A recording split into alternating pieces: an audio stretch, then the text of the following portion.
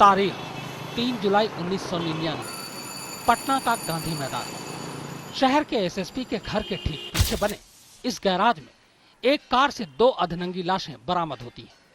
लेकिन इससे पहले कि इन लाशों का राज दुनिया वालों पर जाहिर होता, मुख्यमंत्री राबड़ी देवी के ताकतवर भाई साधु यादव अपने साथियों के साथ वहां पहुंच जाते हैं। इसके बाद अगले आधे घंटे में ही शहर के ज्यादातर लोगों की जुबान पर 3 ही नाम तैर रहे थे। अगर साधु यादव नहीं पहुंचते तो इतना कुछ नहीं होता, जबकि लालू यादव ने मना किया था जाने के लिए। वो वहाँ जेपी गोलंबर के पास जो स्टैचू लग रही है, आपका गुब्बारा नहीं बनता है लालटेन वाला, वही लगाया जा रहा था। तो वो पहुंच गया तो उसका भाई पहुंच गया। अच्छा, उसके भाई को किसने खबर किया, ये भी हमको आत्मनाशाज लगता है। इस जांच अधिकारी के इस मानीखेज जुमले का असल मतलब हम आपको आगे बताएंगे। ये पूरा मामला है क्या, पहले ये जान लीजिए।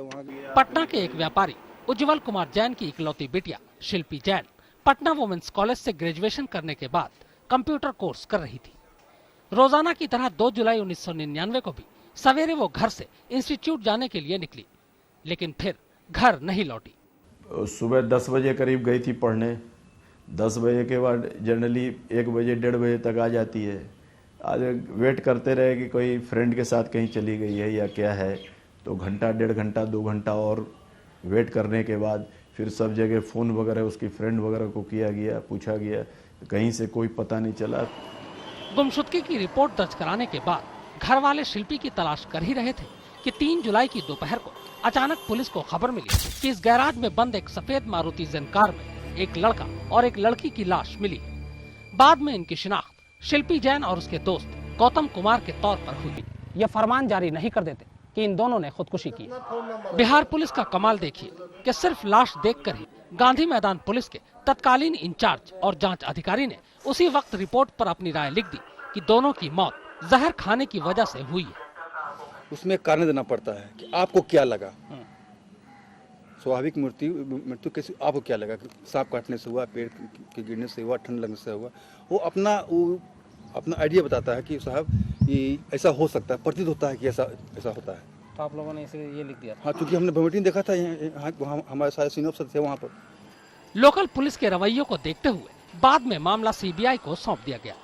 सीबीआई ने 4.5 साल तक मामले की जांच करने के बाद इसी महीने अपनी रिपोर्ट तैयार की, जिसमें कहा गया है कि शिल्पी और गौतम ने खुदकुशी की थी। लेकिन गौतम के रिश्तेदारों ने सीबीआई की इस रिपोर्ट को चैलेंज करते हुए मामले की जांच नए सिरे से कराने की मांग कर दी है। सारे उम्मीद पे पानी फिर गया। जो थोड़ा सीबीआई पे भरोसा था कि अब लोकल पुलिस से केस सीबीआई को सौंप दिया गया, अब हमको इसका सही निचोड़ मिलेगा कि इस केस में क्या हुआ है, मगर वो सीबीआई भी तो वही किया। दरअसल इस मामले में ऐसे कई पेंच हैं जिनसे साफ होता है कि सीबीआई ने कई अहम सबूतों को सीधे नजरअंदाज कर दिया है।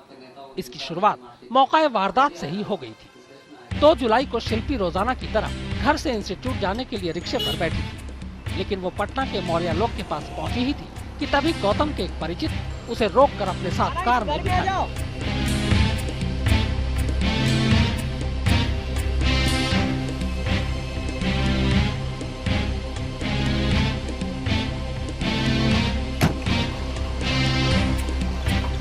चश्मदीदों के मुताबिक बाद में उसे वो अपने साथ पटना के नजदीक फुलवारी शरीफ में बने इस गेस्ट हाउस में ले गए। ये गेस्ट हाउस बिहार के सफेद पोश नेताओं के दरअसल ऐशगाह है। रात भर यही ठहरते हैं और सुबह में ही जाते हैं। कभी कभी 2 रात 3 रात भी रह जा सकते हैं। साधु यादव जी तो 2 रात नहीं, एक आधी रात रुकते हैं। नहीं, एक आधी रात। वो तो इस बार आए थे तो एक ही रात रुके थे। सूत्रों के मुताबिक गेस्ट हाउस में ही शिल्पी के साथ कई लोगों ने बलात्कार किया। गौतम राष्ट्रीय जनता दल से जुड़ा था, इसीलिए साधु यादव से उसकी दोस्ती थी और वो भी कई बार इस जगह पर आ चुका था।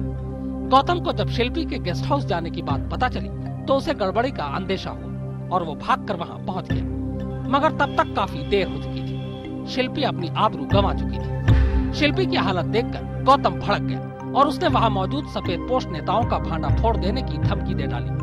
बस इसी के बाद अपनी गिरबान बचाने के लिए गौतम और शिल्पी को मार डाला गया और फिर दोनों की लाश इस कार में डालकर चुपचाप गैराज तक पहुंचा दिया गया ताकि मामला खुदकुशी का लगे। ये कांड तो स्पष्ट है कि इसके साथ बलात्कार कर और विभत्स बलात्कार कर, जिसके बारे में शब्दों का प्रयोग नहीं हो सकता है, उसका उसकी हत्या की गई है। मगर इस दौरान कई ऐसी चीजें हुई जिनसे ये बात साफ तौर पर झलकती है कि पुलिस और जांच एजेंसियों ने राजनीतिक दबाव में आकर अपनी जांच को पहले से तय दिशा की तरफ मोड़ दिया। मसलन सबसे बड़ा सवाल यह है कि गैराज में लाश होने की खबर पुलिस और साधु यादव को किसने दी? शिल्पी के बदन पर गौतम की टी शर्ट कैसे आई?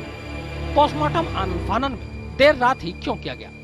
गौतम के घर वालों का इंतजार किए बगैर उसी रात उसका अंतिम संस्कार क्यों कर दिया गया? शिल्पी के अंदरूनी कपड़ों पर मिले धब्बों के डीएनए टेस्ट में जो दूसरा नमूना पाया गया वो किसका था?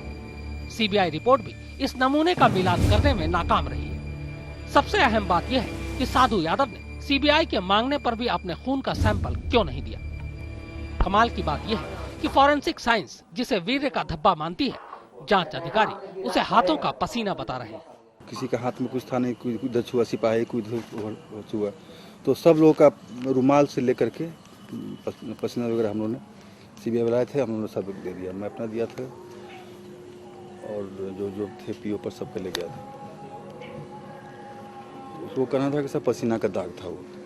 चलते चलते आपको ये भी बता दूं कि ये शायद पहला ऐसा मामला होगा जिसमें पुलिस ने मौका वारदात से सबूत उठाने की बजाय मिटाने में ही ज्यादा मुस्तैदी दिखाई। अगर ऐसा नहीं होता तो पुलिस अपना बुनियादी काम शायद कभी नहीं भूलती। बुनियादी काम यानी मौका वारदात से उंगलियों के निशान लेने का।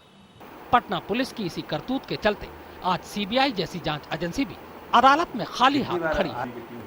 कैमरामैन सुबोध सक्सेना के साथ शम्स ताहिर खान, पटना, आज तक।